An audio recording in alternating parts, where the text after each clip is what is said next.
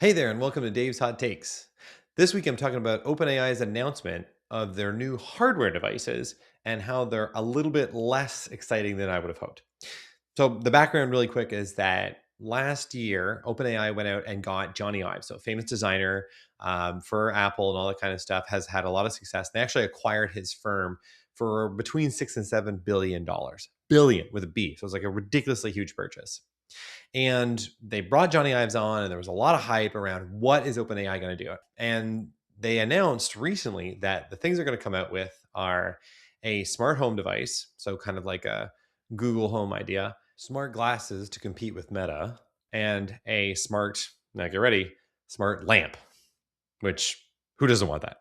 So really, this was kind of deflating to me. The reason why you get a Johnny Ives, in my opinion, is you're trying to get somebody who's going to do something like actually revolutionary, like a new way to take on not even just an existing category, but a totally new category on its own. Instead, I think this kind of became like, what's the old saying that a cow is a horse by committee? Like the committee got together here at OpenAI, worked on like what could we do, what could go to market for, and basically landed on these are products that may sort of or do already exist and have existing light levels of market acceptance, and we could jump on those markets and capitalize on them.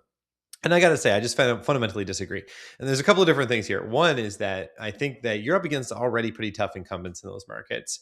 And those tools are integrated in the ecosystems of those incumbent players. So, for example, if you're trying to do Alexa, you're probably doing a lot with Prime already. You're probably deep in the Amazon ecosystem.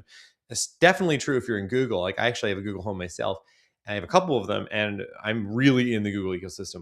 And by the way, that also has Gemini, and Alexa Plus is available on the Amazon devices. So for me, it's kind of like this is going to be really, really hard to get into. The second piece I think is a problem here is that these implicitly the way these AI tools would work would be they need to collect a lot of data from their environment to actually be functionally useful. Otherwise, they're exactly like what's already in the market.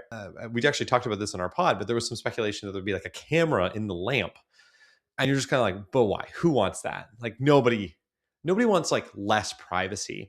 And I think fundamentally these AI tools are going to require a deeper invasion of someone's privacy. All in all, I'm a little bit disappointed. I would have loved to have seen something like really revolutionary, something that you wouldn't expect. But instead, I think we're kind of getting more of the same. I think ChatGPT and OpenAI should sit down and think, what are we good at?